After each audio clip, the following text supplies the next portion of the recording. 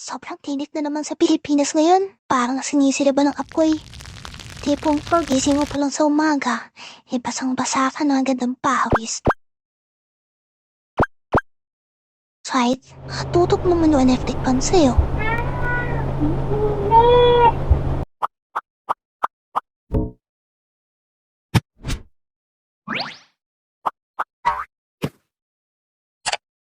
Init.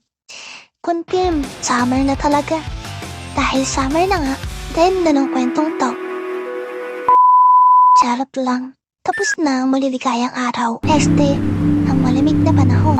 Malilipanan na naman sa paligid ang mga nagtitinda ng mga masarap kainin. Summer. Nandiyan ang halo-halo, banana kong yelo, ice cream, ice drop, ice candy, halos yata ng may ice. Haha. Yung bata pa ako, naaalala ko pa. Meron din nagtitinda ng ice cream mold. Yung iba-ibang flavor, may chocolate, ube, strawberry, tapos nagpapadagdag pa ako ng milk powder sa ibabaw. Haha. Oo nga pala, pag summer, hindi pa rin mawawala sa mga Pinoy ang magkape sa kainitan ng panahon. Konti ng sahog. Oops, charot lang. Walang ganyan. Pero, pag nakatalikod, pwede pa. Haha.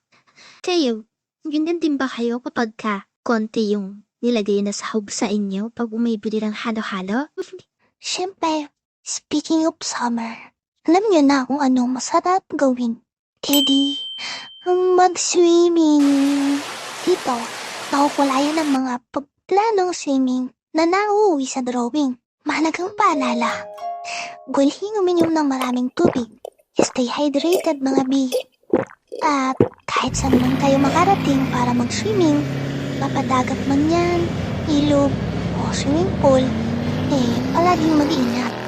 Ika nga, para walang disgrasya.